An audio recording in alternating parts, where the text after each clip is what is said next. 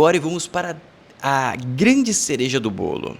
A geopolítica que pode derrubar Moraes e dar um quarto mandato ao Lula.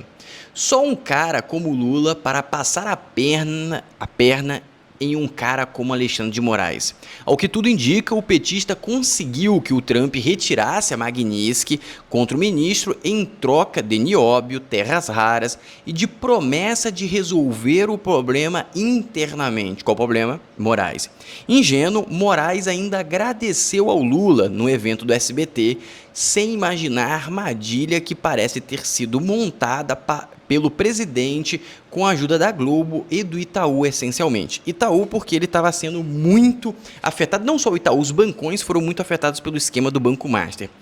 Quem conhece o Lula sabe que ele já vinha duvidando da parceria com o Moraes desde que identificou a articulação entre o ministro e o ex-presidente Michel Temer e o cacique Gilberto Kassab para eleger o Tarcísio de Freitas no Planalto em 2026. Essa turma experiente realmente achava que o tripresidente desistiria de um quarto mandato sem lutar. Eu acho que ele vai desistir com pouca luta, tá? Mas vamos seguir aqui, que aqui vem uma lógica boa. Logo agora que o Dirceu planejava uma revolução, ora bolas, a história demonstra que o ex-sindicalista sempre usou o poder para negociar mais poder, mesmo entregando a causa. Neste caso, a causa da defesa da democracia esgotou-se, perdeu sua utilidade política, que era obter a condenação e a prisão de Jair Bolsonaro. O que o Moraes não entendeu ainda é que virar a página do bolsonarismo também é virar a página do combate ao bolsonarismo, o que significa aposentar o seu herói, agora apresentado pela Globo como um fardo mortal. O caso Master aqui encaixa-se com perfeição às circunstâncias. Não, aqui tem algumas elaborações que são muito superficiais. Esse caso de usar o Banco Master, foi uma coisa elaborada. Não, o Banco Master foi um erro do sistema, porque o Banco Master foi muito mais profundo. Provavelmente o sistema, os indivíduos que estavam se relacionando com o Banco Master não tinham noção do tamanho que ele estava se tornando, que estava passando da casa dos 100 bilhões de reais, e os banqueiros não poderiam deixar isso continuar evoluindo, porque poderia desequilibrar todo o sistema financeiro brasileiro. E aí desestabilizou, isso vai passar rasteira no Moraes, mas não é uma coisa articulada, não pegou algo substancial, assim, supérfluo para fazer isso, sem grande impacto. Isso aqui estava no cerne do sistema e não vai cair só o Moraes com isso, mas vamos seguir. Como se sabe, Daniel Vorcaro avançou rapidamente no mercado de aplicações, impulsionado pela XP, pelo BTG e pelo Nubank, que embolsavam até 5% de comissão para empurrar milhões de clientes, pessoas físicas, aos CDBs do Banco Master, que tinham como promessa rendimentos de até 140%. Beleza, até aí ok. Tá? Em parte é verdade, tá? Não foi por causa desses 5%, era porque a comissão de distribuição de investimento, normal. Talvez esse aqui fosse um pouco maior do Banco Master, mas nada fora da curva, tá?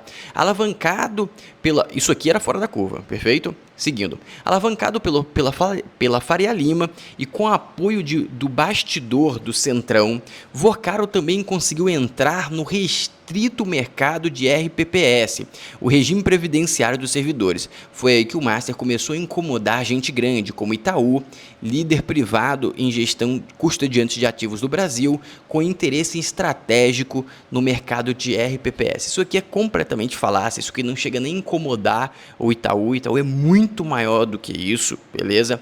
Por que o Master incomodou? E não incomodou necessariamente o Itaú, incomodou todo o sistema financeiro, porque ele estava ficando grande demais com essa falcatrua, e essa falcatrua continuava escalando uma velocidade exponencial e poderia chegar a um ponto do volume que ele negocia lá dentro, ultrapassar o fundo garantidor de crédito e quebrar a garantia dos CDBs brasileiros.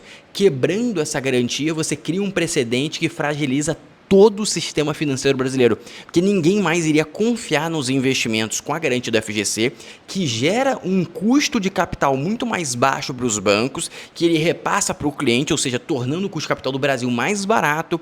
Ninguém mais ia confiar, ou seja, você ia ter uma ruptura no mercado financeiro brasileiro eterna. Eterna talvez não, mas por algumas décadas até recuperar a confiança. Seguindo.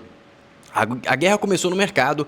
Para quem não sabe, o banco do Moreira Salles compete ativamente. Isso aqui vai muito longe, ele dá um devaneio muito grande. Eu vou dar uma pulada aqui e vou resumir a essência, mas eu queria ter lido esse início para você entender o contexto. O que ele vai explicar aqui? Ele vai explicar que nessa negociação do Lula para tirar a Magnitsky do Moraes, ele falou que ia resolver o caso do Moraes internamente, ou seja, isso aqui seria entregue. Vocês lembram disso aqui? Isso aqui seria entregue. Não necessariamente, talvez, preso. Pelo caminho que está sendo, vai ser preso literalmente. Vai ser impeachmentado e preso, porque ele não está cedendo. O Moraes foi avisado algumas vezes após a queda da Magnitsky que ele deveria dar uma segurada. Um dos primeiros avisos foi aquele caso que vazou da relação da esposa dele. Depois foram se aprofundando, que chegamos até agora, com a questão dele ligando para o Galípolo e cada vez escalando mais as notícias. Em nenhum momento ele cedeu. O primeiro momento que a gente vê ele parar para pensar, ele parar de bater, foi após a relação dele tentando desbloquear a venda do Márcia por BRB.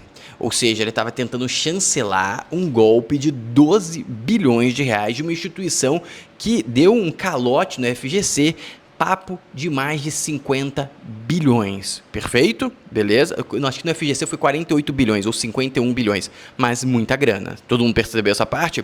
E aí vem essa cereja do bolo aqui, ó. Fontes confiáveis em Washington garantem que Moraes está sendo investigado por fraude nos Estados Unidos e que será preso por um crime federal contra o governo americano.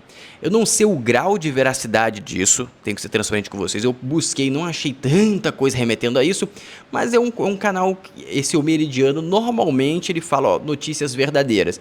Não quer dizer que essa seja verdadeira, perfeito? Mas eu acho que é possível. Por quê? Porque o processo do Trump contra o Moraes continua nos Estados Unidos. Tem vários processos que estavam sendo movidos contra o Moraes e depois da queda da Magnitsky continuam sendo movidos. Então pode ser que em algum momento esses processos começam a desenrolar e o Moraes começa a perder. E aí quando começa a perder, eu acho que ele vai começar a perder muito dinheiro. Mas como assim, Fernando? O dinheiro dele está no Brasil. Você acha que todos esses milhões que eles estão recebendo está tudo no Brasil? Eu acho que deve ter muita coisa sendo recebido em offshore lá fora, tá? Principalmente considerando a delação do Joesley Batista, que falava que essa era uma prática comum entre esses indivíduos que têm um patrimônio ultra elevado com origens distintas, vamos chamar assim. Ou seja, entende o cenário? O Lula deu a cabeça do Moraes para tirar a Magnitsky e aliviar a relação com os Estados Unidos. E agora faz todo sentido. Por que o Trump não está se vangloriando da vitória?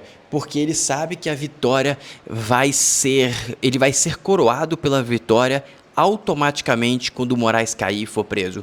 Todo mundo vai entender o quebra-cabeça. E agora, se a gente coloca essa peça no quebra-cabeça, se essa peça realmente for real, porque agora a gente tem grandes especulações, cada vez fica mais credível isso, mas ainda não é um fato.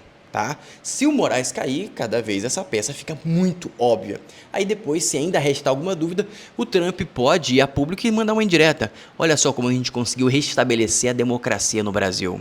As políticas internacionais do meu governo são sensacionais. E aí todo mundo vai ligar o A com o B e ele vai ser coroado como um grande articulador. Presta atenção, a construção que se enxerga nesse exato momento é essa. Um abraço, até o próximo vídeo. Lembra de entrar na minha comunidade no WhatsApp para você ficar sempre informado. O link está na descrição, também tem esse QR Code e fixado no primeiro comentário.